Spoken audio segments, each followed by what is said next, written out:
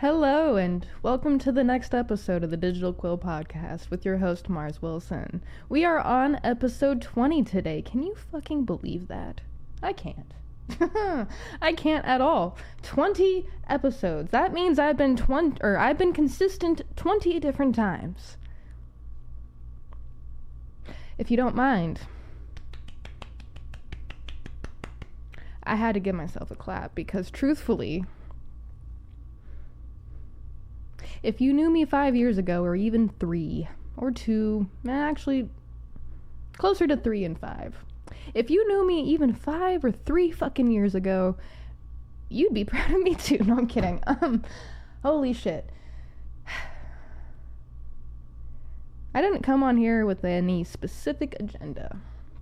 I had been thinking about it all week, what I should do for the agenda and when it comes to speaking on this podcast today, but this has been a good month. May has been, one interesting and new thing after another. I am enthralled. And I also got a coffee maker yesterday, and this is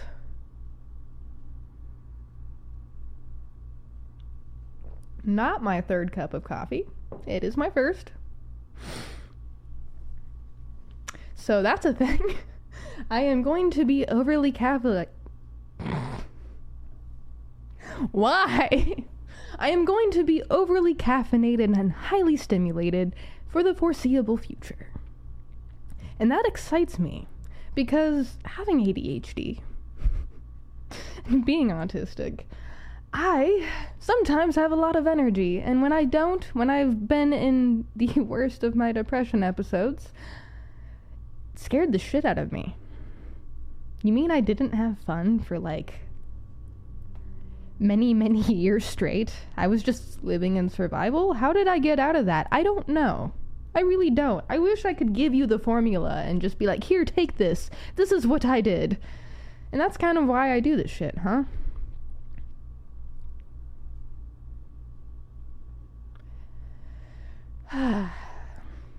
I have learned so many skills that I have wanted to learn.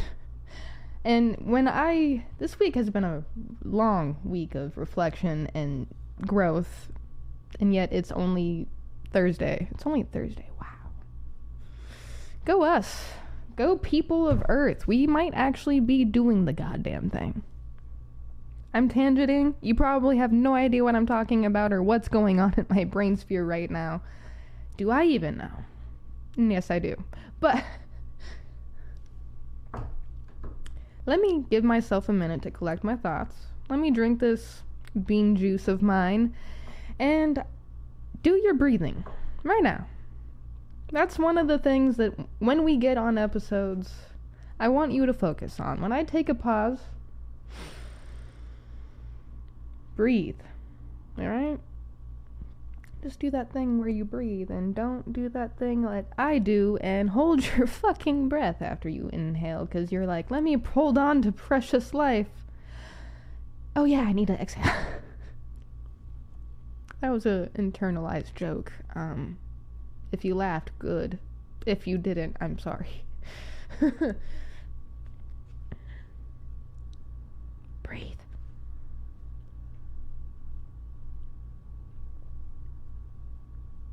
What's your favorite type of coffee? This is just black right now.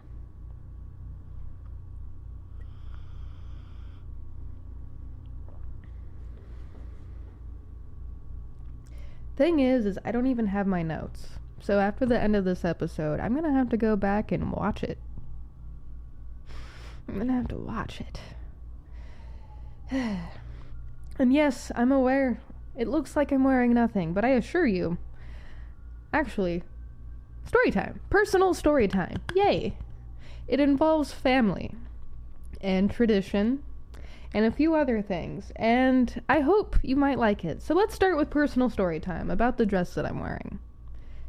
There's 2 personal stories, actually, and one of them goes into the skills that I was telling you about earlier that I've learned over the years.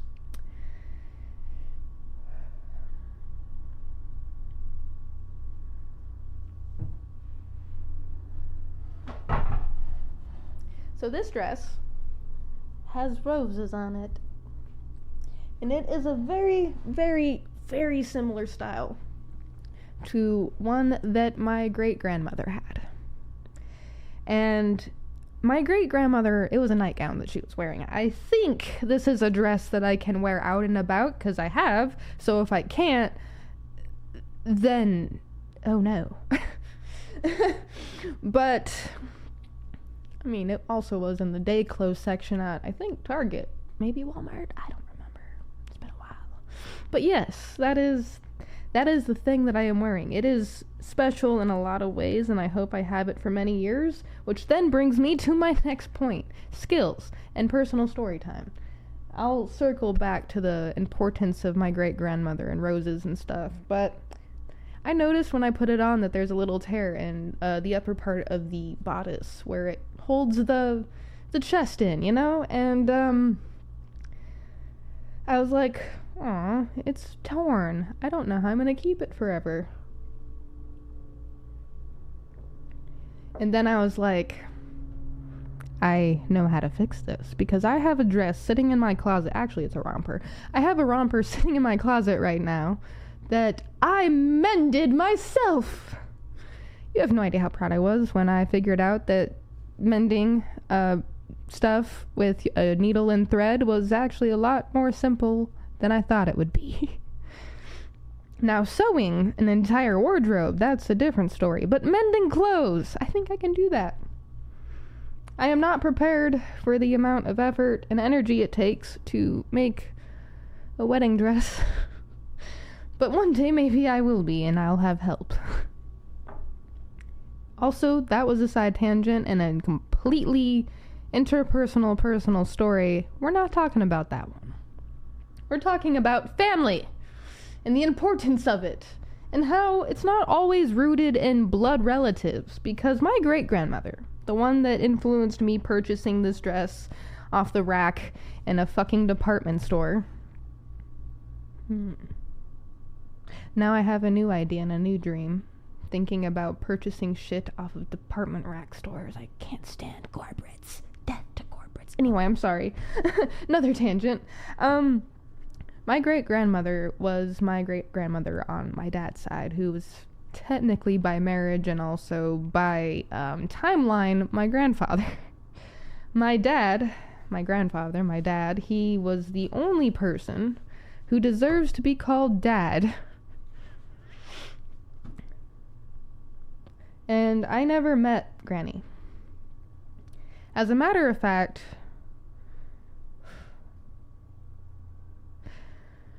I never met Granny, and there was a lot of her influence in that childhood home that I grew up in. For a long time, till my mother's dog decided to eat the rose bushes. We had rose bushes planted in the backyard, and they stayed a long time, probably like over 10 years, I want to say. And in Arizona, that is really difficult, because if you live here, if you've been here, it is a testament to man's ignorance.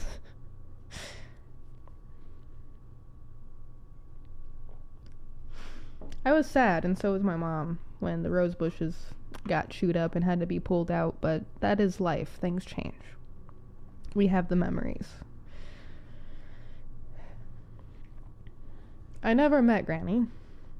She died the year I was born, April 1998.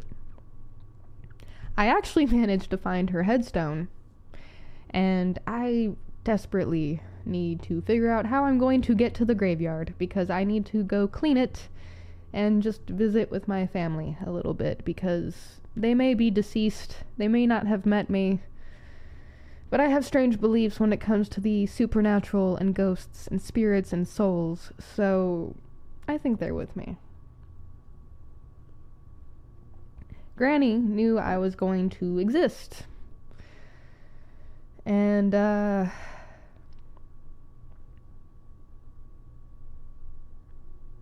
I don't have all of the blankets that she made me.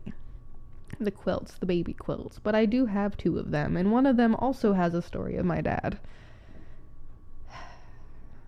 So strange. the sentiments we put on things.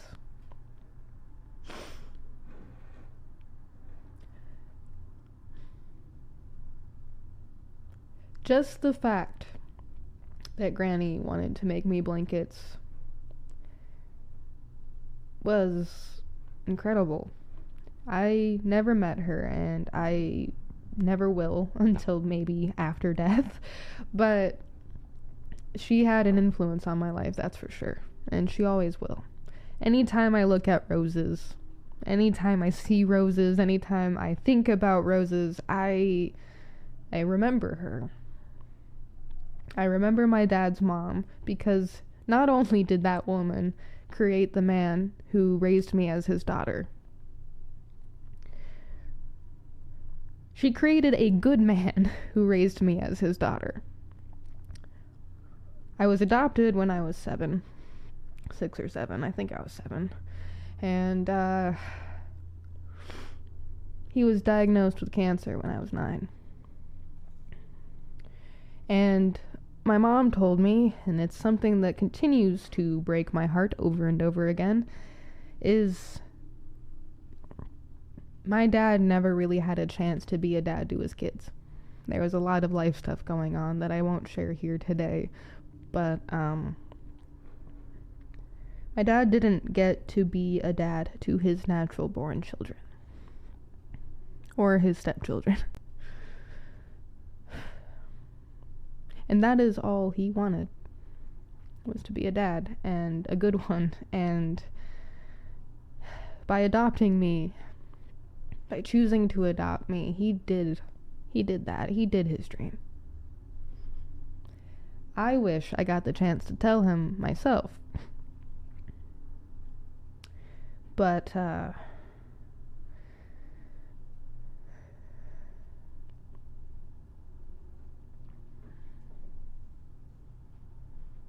somehow I think he knows. Somehow I think he knows he was a good dad. A damned good dad. I mean, the bar was set pretty low with my biological father. But,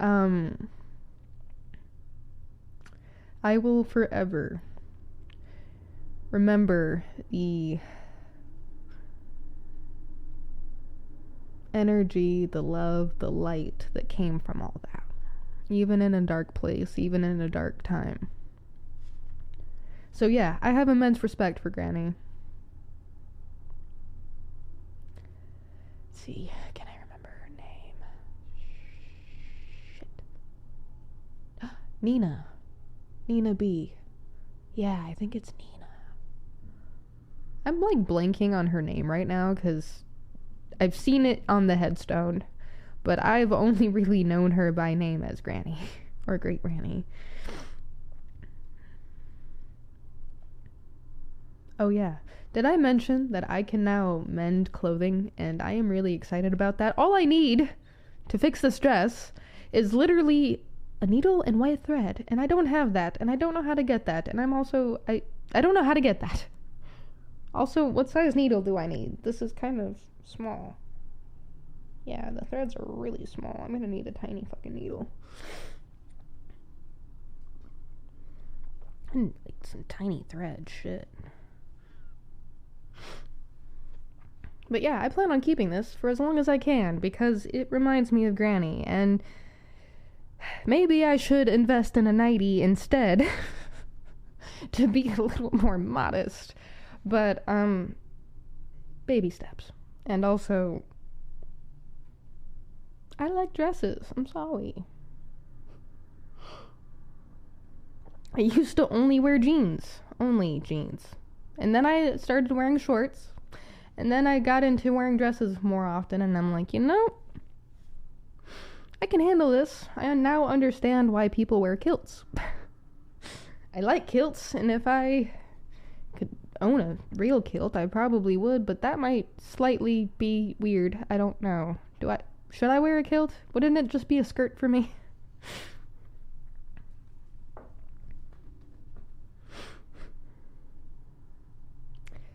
I don't have much to talk about, really. I mean, that's a lie. I could talk about everything all the time forever. But, let's do this. Let's do this instead. It is May 22nd. It's May 22nd. Can you believe that? May 22nd. May 22. Technically, wow.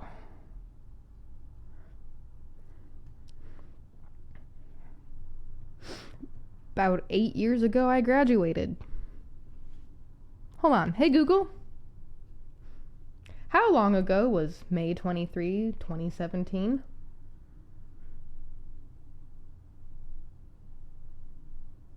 May 23rd, 2017 was 7 years, 11 months, and 29 days ago.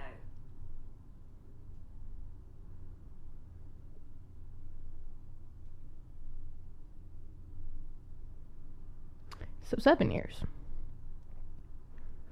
Still crazy. I remember my graduation day like it was yesterday. I'm pretty sure my dad was there. Not a windy day.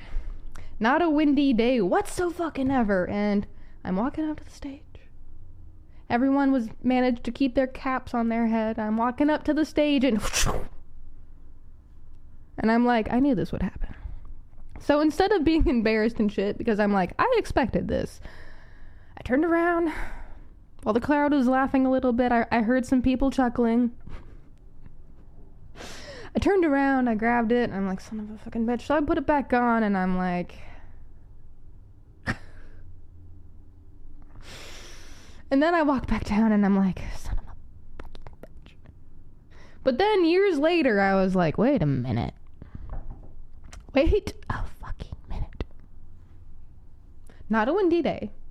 My mom didn't bother to show up to it. I'm still mad about that one. I'm always going to be mad about that one, even when I let it go, because truthfully, that's a pain. That hurt a lot. Damn it. But, and that is why if I do have children, I will be at every single goddamn event. Even if I have to have 12 cups of coffee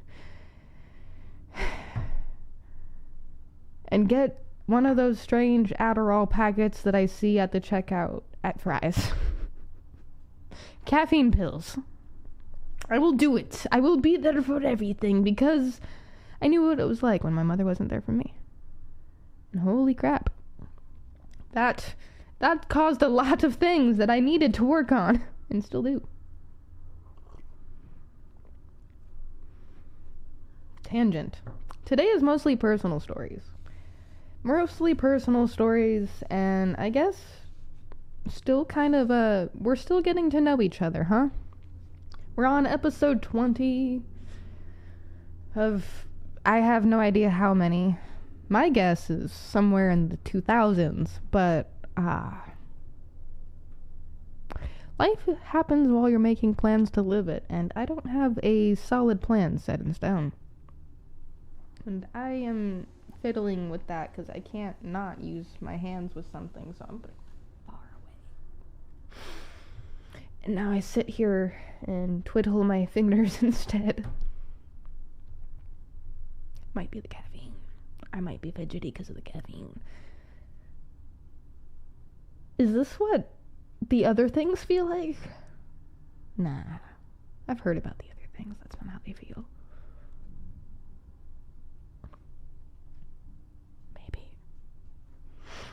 If that's how the other things feel, on a more, scary level, then I'm good with this. If you know, you know. If you know, you know.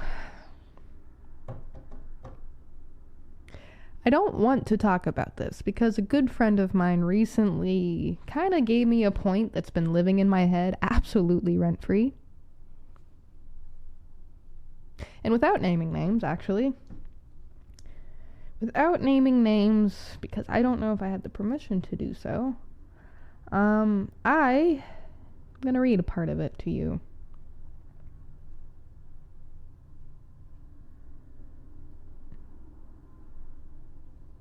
Let's see. Goddamn, we message sometimes, and it's buried somewhere. Where is it? For a future note, this is actually someone who's going to be a guest. I don't know when. I was supposed to do it, I think, on Monday, but I dropped the ball on that, as I do with a lot of things.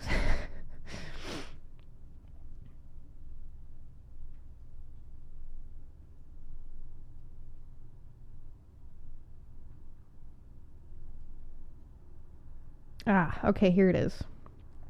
They asked me if they could offer me some creative advice someone once told them. And I was like, of course. Like, why not? Don't ask me for permission for things. I never really ask any of you for permission to drama and trauma dump. Just spew. And it's cute. I get it. Thank you for asking for permission. Sometimes I remember to do so, but if you feel weird talking to me about anything, just speak. I don't want you to be silent. As a human to another human who has once been silent, mostly by my own accord, don't be silent. Don't be silent. Don't do that. I know it's easier said than done, having been the person who's, been on the other side of that, but I believe in you. So, when I started getting into more creative processes and just trying to feel out what I wanted to do, I had many things I wanted to do and would reach out and talk to people about it. I stopped talking about my art. I'm paraphrasing, by the way. I stopped talking about my art, or talking about any kind of art I do, until about halfway through. So, this message and this line right here, I felt myself losing motivation to do things after I had gotten done telling people about them. If you ever feel like you lost motivation for doing something after you get excited about it, let me reel this back. So it's a message we can all hear. If you ever feel like you lost motivation for doing something after you got excited about it, and you don't know why, it's because your brain got the dopamine chase of talking about it. It doesn't need to get the satisfaction anymore from working on the idea.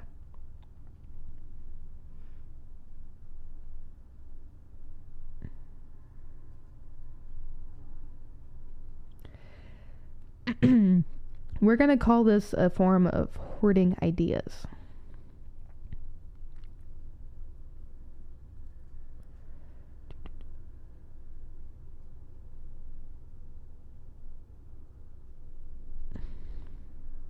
And I actually do have thoughts about this, and I'm kind of hoping that without prompting my friend about this conversation,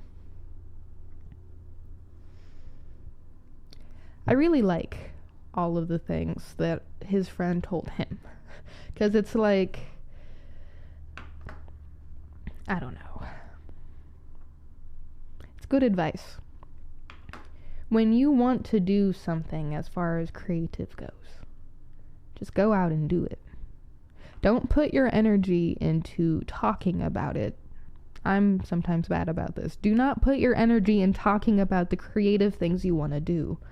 Just go up, get out, and do the thing. It's not always easy. Sometimes we'd rather talk about it to get the dopamine chase. But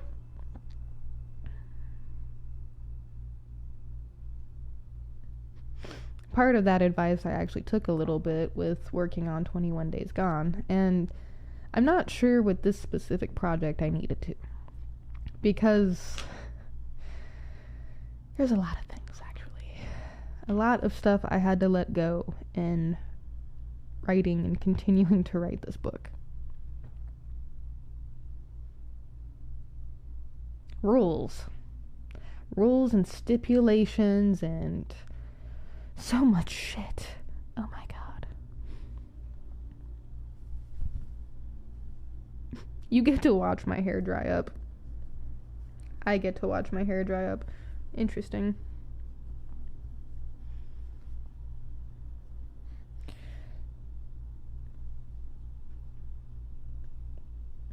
If I cut it off, is it gonna feel lighter again? Will my head feel less heavy? Out loud thoughts I should keep to myself.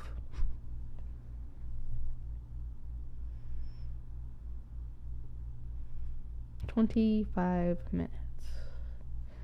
25 minutes of hanging out here when I should be doing other things. Like the thing I was just talking about. I've had a lot of breakthroughs. And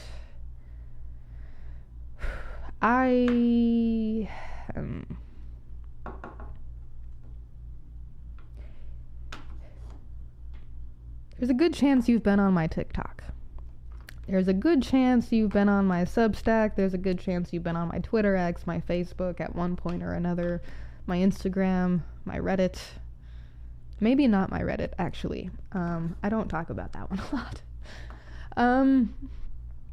There's a good point or a good chance you've been on literally any of my social medias, so you know that I post a lot, sometimes nothing at all. I'm not shy about what I post, and I do have reasons for that. It's not completely a lack of self-awareness. At one point it was. Sometimes it still is. But we have such a unique ability to document and preserve the human condition for other people to feel more human, for other people to feel less alone, for other people to be fucking entertained.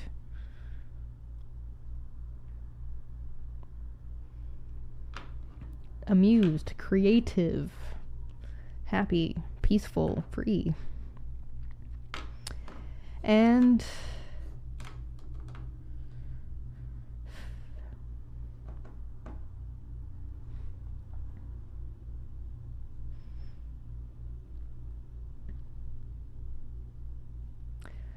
this is a lot of conversations in one for a different day, because here we have social media, the future of social media and the economy. We have the economy, we have the social climate, we have a lot of nuanced topics within this little sphere here. Topics I don't want to just ramble on about by myself.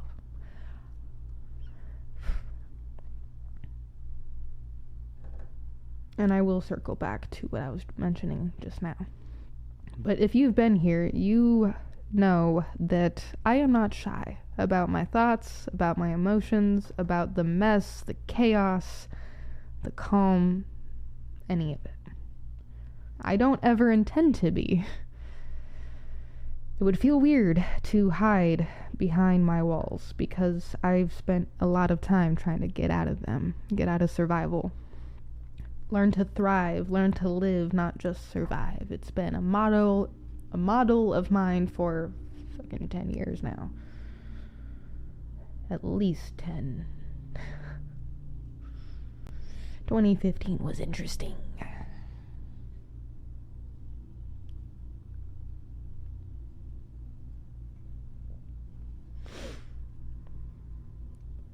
I've had so many breakthroughs in writing this book. And I have a video that I recorded on one of my TikToks. So I have 3. I have the Digital Quill Media TikTok, which is the one that I started with. Yes. This won't be the first time I talk about it, so here's the introduction to why I have 11.2 thousand followers on motherfucking TikTok. It's a wild story, and it's one of the things that actually created like a disconnect from me and the internet, because yes, I am a writer. Yes, that's what I want to do with my career. Public speaking and writing and photography and meeting people and this and just this. Like, this is what I've always wanted. Writing, talking, storytelling, people, blah, blah, blah, blah, blah, blah, blah, blah, blah. Anyway.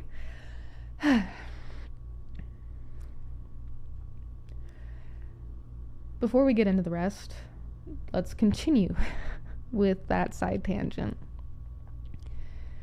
My first TikTok, the one that bred the second and third one, I made in 2018, 2019. I think 18 actually. Yeah, I was... Yeah, 18. Wow. I made it in 2018, and I was kind of posting on it a lot. It became my new home online, and,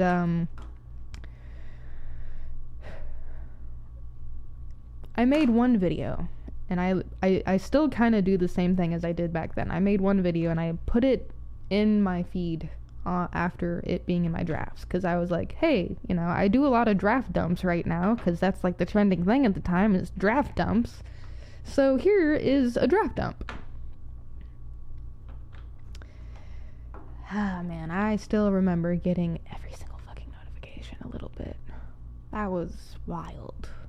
People were stitching it, people were duetting it, they were being fucking mean. Like, if you look now on some of the older videos of mine, I'll show you sometime, but there were a lot of mean fucking comments. Like, a lot. Like, I've been bullied before, mostly behind my back, but not quite like this. And I'm not a stranger to the internet at this point. I've kind of been on it long enough to know that it's a trash place sometimes, because what the fuck, people?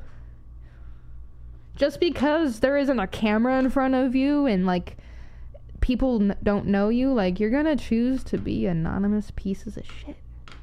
Sorry, I just can't understand, like, why you need to spew hatred to you or to anybody else, for that matter. What's it do for you?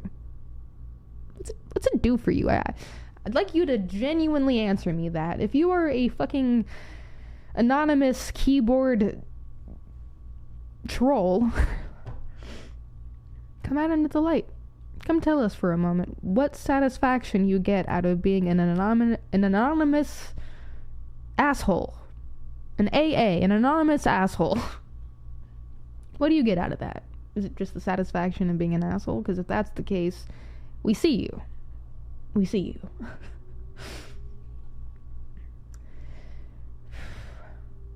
I went from like 200, 300 followers to, I'm not shitting you, 8,000 and 10,000 within like 4 fucking weeks. Maybe even less, actually.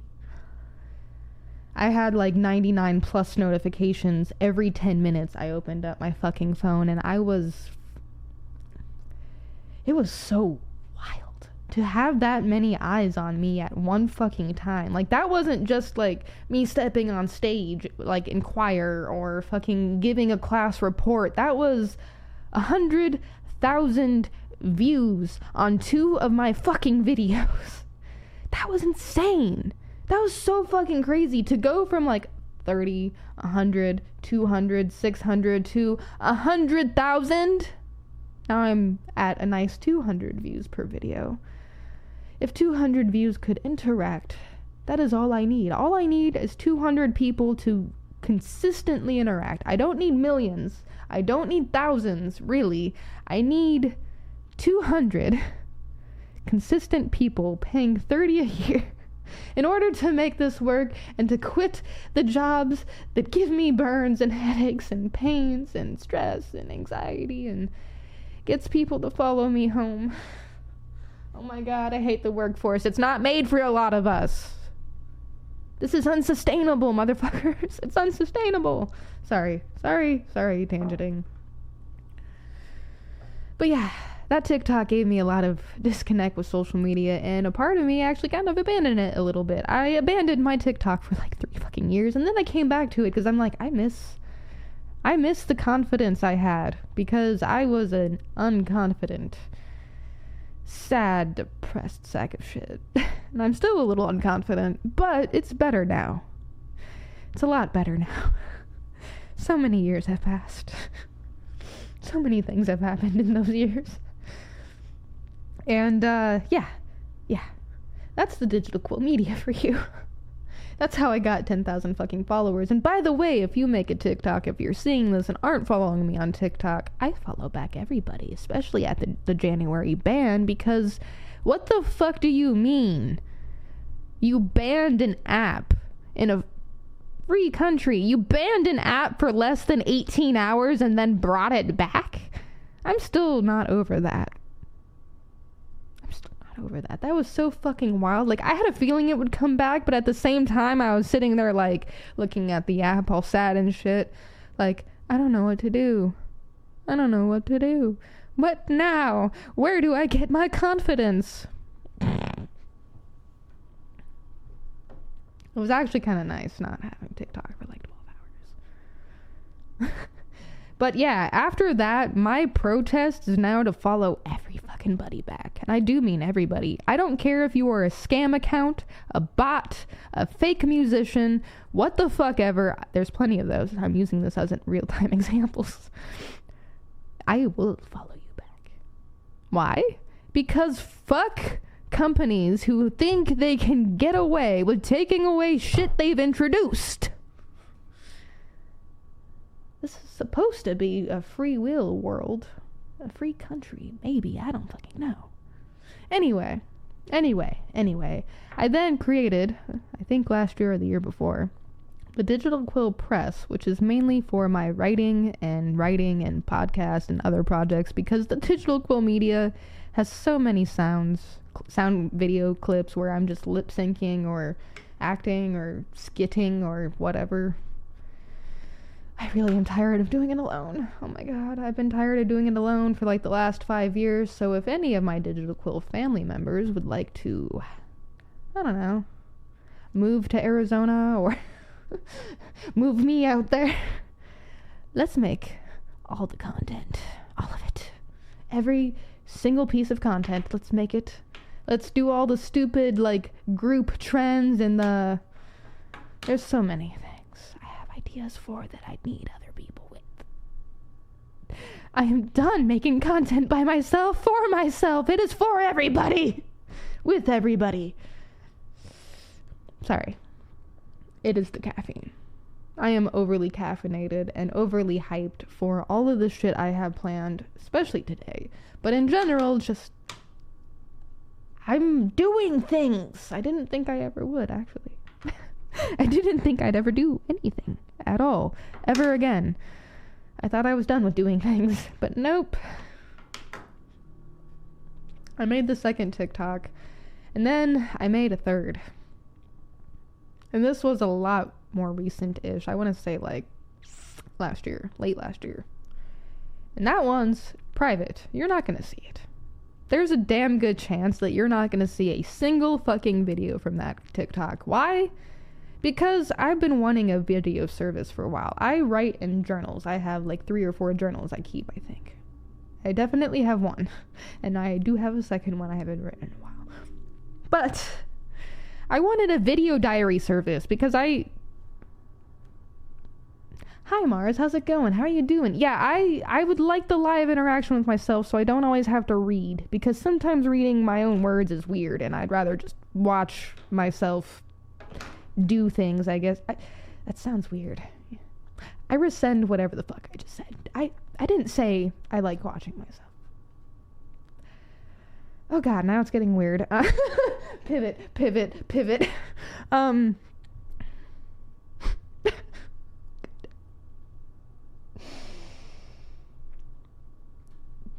I hate my brain. I hate my fucking brain so much sometimes. Holy crap. What am I, a child? What am I, 12? Anyway, I made a private TikTok, and there's a damn good chance you're not going to see a single fucking video on these, because I wanted to have a video diary service, and I've been searching app stores, and I've thought about making my own, but truthfully, even if I could make apps, because I tried to one time, and I know how to code a little bit, even if I could make an app for a video diary service instead of using TikTok, I don't have the time, energy, or mental space, or know-how. Maybe you could make that for us. So, I was like, the only thing I really have access to is I could do it on YouTube. I actually didn't even think about doing it on YouTube. That would have been genius.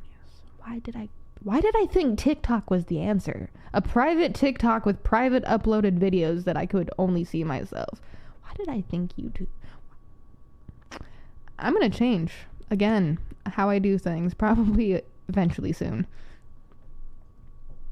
I'm gonna wrap this up soon. But I created the private TikTok because there's a lot of shit that I work through emotionally and mentally, and sometimes having the physical appearance of myself, like talking about shit, kind of helps the dialogue and the process along. Plus, it gives me material for if I'm in a bad headspace or a good headspace to like show qualified professionals, and also like be able to reflect and go back if, you know, whatever. Anyway, I did that, and I made a video that I am almost certain I am actually gonna pull from and use one day as a piece of content. Probably not anytime soon.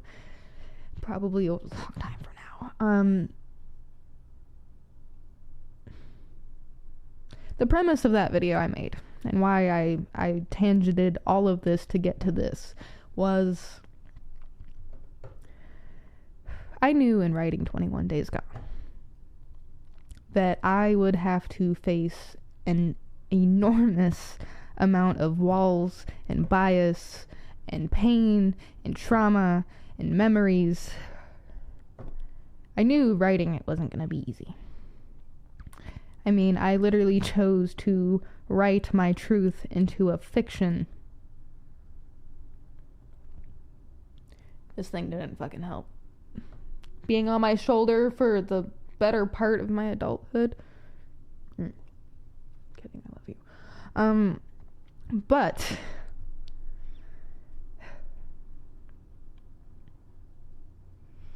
yesterday I had a breakthrough.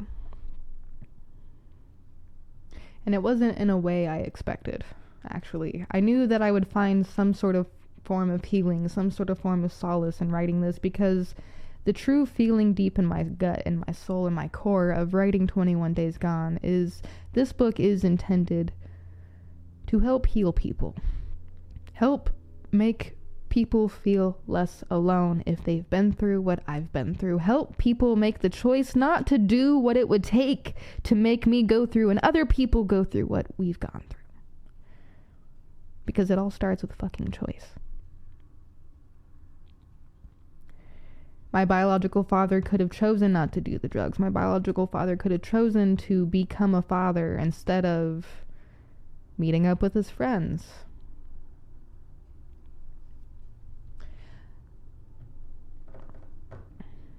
My biological father could have chosen not to do any of the nasty shit. And I truly think, without sounding like a fucking apologist,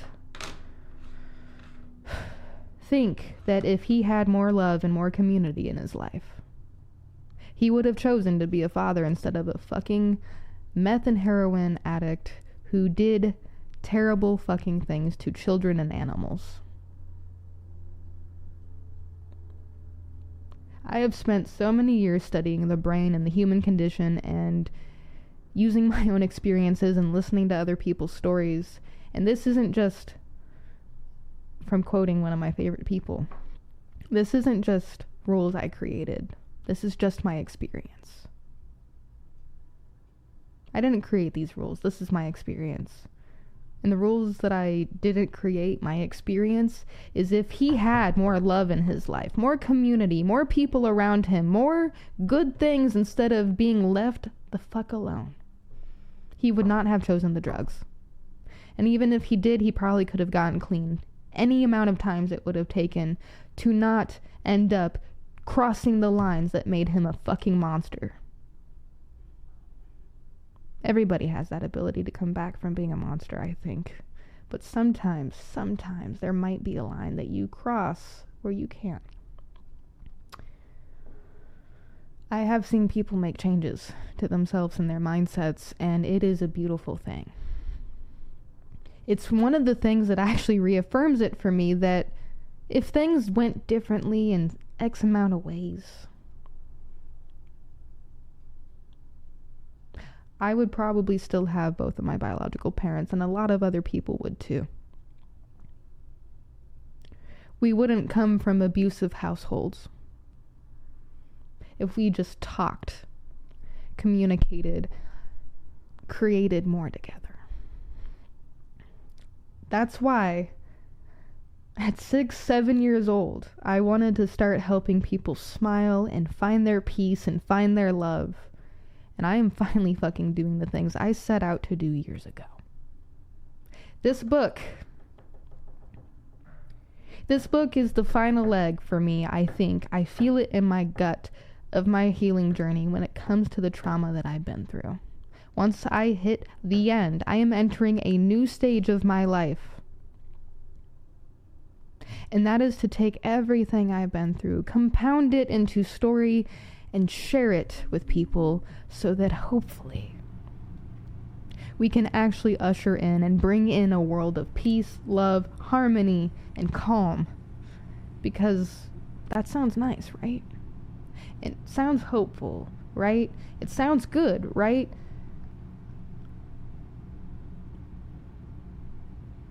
I don't know where I get this unwavering belief in peace and in humanity and in people, especially with everything I've seen and been through.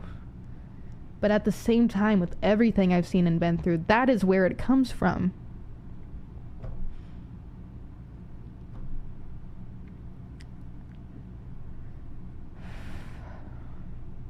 Yesterday I had to learn to let go of a lot of things. And the video that I want to show you guys one day is the messy parts of what it looks like to heal. And I have seen it in therapy and videos and other things. The energy that comes out. And as much as I hate crying, I really fucking hate it, I will do my damnedest not to cry in front of people. I will do my absolute damnedest not to cry in front of people. Not that I haven't, because that's something I've been trying to get over. Tears are good. Tears are good. Tears are healing. And the video that I will show you one day in my breakthrough of writing my book, I want to explain that. I want to show that, because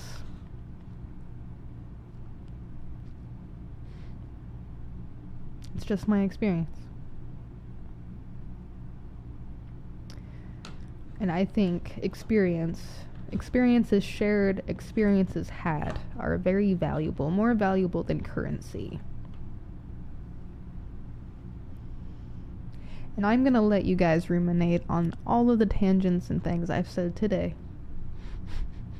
Today was an intense episode and a roller coaster of personal stories and anecdotes of getting to know me and why I'm writing this book and why I'm podcasting and why I want you on another episode at some point.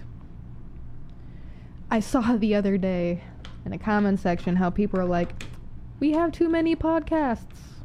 I am of a different opinion. I think having podcasts in this day and age is a brilliant idea, and I don't think we have too many. I don't think we have enough. I don't think we have enough people talking to each other live, conversating back and forth. We have people hanging out in comment sections, and that's good. It's a good tool, it's a good thing. But like, where's the live in-person interconnectedness? That's why I want you on a show. If you're watching this, give me a fucking email. Do it. Right now. Give me an email. Send me an email saying you want to be on this show. I don't care what we talk about. It's your show when you're here. We can do a phone call. We can do Discord. We can do Zoom. We can do Skype. We can do Messenger. We can do in-person, maybe. I only kind of have like a few I want to do in-person with right now. But mostly because in security and safety. But anyway.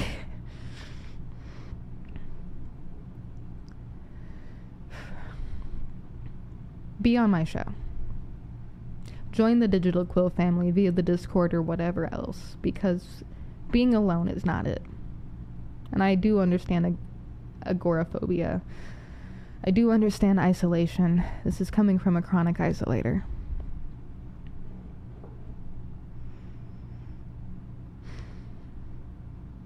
Join me. Join me in sharing your story, even if you think it's boring, because I guarantee you there's somebody in this world that doesn't. There's somebody in this world that needs or wants to hear your story. Come on. Email me, dearmars2023@gmail.com. Join my Discord, link in the fucking comments or whatever.